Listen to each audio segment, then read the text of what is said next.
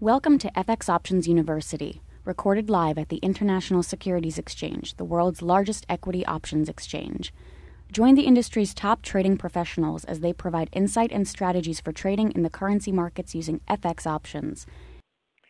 Sean, maybe you just jump in here and do a quick walkthrough of this, including some considerations. I know you've got some strong experience across a number of different broker platforms.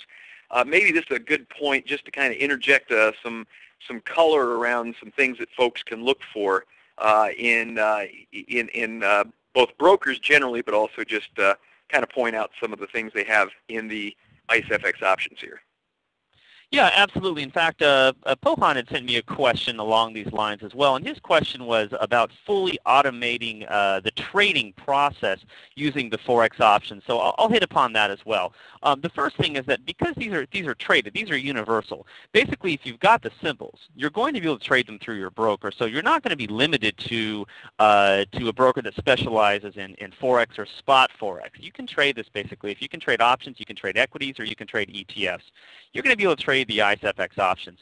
Now, you may need to change your symbology a little bit. So, for example, down there with the Australian dollar pair, the US Aussie pair, the symbol there is AUX. If you type in AUX on your charting platform or through your broker's platform and you find that the symbol is unrecognizable, throw a dollar sign in front of that. A lot of times, with the majority of the brokers that I've worked with, the dollar sign means it's some kind of an index. And in this case, it really is measuring the value of the US dollar versus the Aussie. So throw in the dollar sign if you don't find it. Don't assume that just because it's not finding symbol AUX that you can't trade it. Throw in the dollar sign. If that doesn't work, try a dot. Sometimes that doesn't work. If that doesn't work, call the broker's 800 number and say, look, I'm trying to trade the ISE FX options, and I'm particularly looking at this pair. Tell me your symbology so I can get that right. So you shouldn't be limited by the broker that you're working with. You're going to find these, like I said, if you can trade stocks or you can trade ETFs, you should be able to trade the ICE FX options as well. Now, these are exchange listed, so of course you're going to be getting some fast executions on these as well, and you're going to be able to see the bid and the ask. Those are going to be real-time quotes as well, provided your broker is delivering real-time quotes to you. You may want to check into that as well. Another thing, the third bullet point down there, this is one of my favorite things about this type of vehicle, is it's cash settled. So if I am, let's say I'm doing, possibly I'm selling some calls in this case, I'm not going to have to deliver physical shares. Everything is settled by cash. So if I'm profitable, upon settlement or upon expiration, I'm going to receive cash for that. And if let's say that I've sold some puts in this case, where if I'd done that with stock or I'd done that with an ETF, if I sell puts to open, I'm obligating myself to actually buy the physical shares. Not in this case. In this case, you should be getting the difference between the strike price that you sold and between the actual close on the closing date upon expiration. So they're settled in cash. That makes it very simple. It's either money in or money out. None of this getting shares or pulling shares from an account, money in or money out. I like that as well. And another point, I like to do some complex trading like iron condors. For those of you that like doing iron condors out there, it's somewhat of a market neutral strategy. I like the fact that these are European style. Now what this means is that you can trade in and out of these at any time, but there is no early exercise or early assignment. There are two kinds of options out there. There are European style and there are American style. They have nothing to do with the continents whatsoever. This has nothing to do with currency whatsoever. European style can only be exercised or assigned upon expiration, and American style can be exercised or assigned at any time. So when I'm doing something like an iron condor, I want to be sure that I can't get assigned on the high end or the low end. And I may not be, if you're not familiar with iron condors, just know this. A lot of people have concerns about early assignments when something goes in the money. You don't have those concerns with the European style. It doesn't mean there's less risk. It just means you do not have any of these surprises that can come about from an early assignment. And then finally, and I'll see if we're going to have time today to talk about a spread, you can trade these as spreads. You can do it as a debit spread. You can do it as a credit spread. You can do it as a diagonal spread, a horizontal spread. So we'll see how we're doing on time today. I mocked up a spread that I thought was particularly interesting from a technical and a fundamental point of view, but also the return on risk I thought was rather interesting as well. So we'll see if we've got some time. So there's the symbols. Be sure to write down those, or you can also check those out at the ISE website. But Rick, I'll turn it over to you to keep pushing us forward. Perfect. All right. Thank you very much. Let's see. Here we go. Well, I didn't realize that this thing had a little graphics in it. Wow, that's pretty impressive. Yeah, I thought you were being ambitious with that animation, though. I was impressed.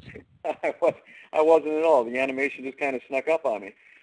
So let's do a little primer on technical analysis and why it is that we approach these from a technical standpoint, and how we approach these from a technical standpoint. Why charts? Why are we looking at charts? Well, one of the reasons, as I mentioned, is that currencies particularly, it's very difficult to distill out all of the fundamentals, the structural issues that come into play that influence currencies. It's a very complex analysis. Now, I'm not saying don't try to put some thought into it at all.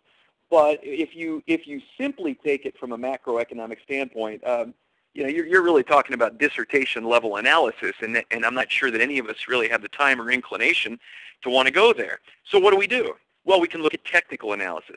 In technical analysis, what we're doing is really capturing the net effect of everybody else's analysis.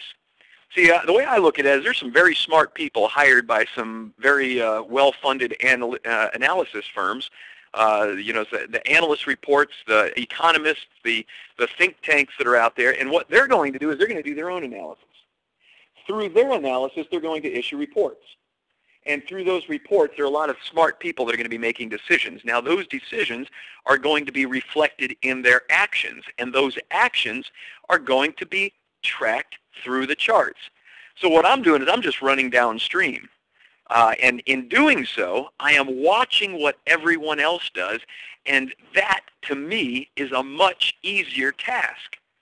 So you go and look at this in the charts are the primary tools of technical analysis. You go back to where does all this technical analysis come from? Well, it actually originates back with Dow theory.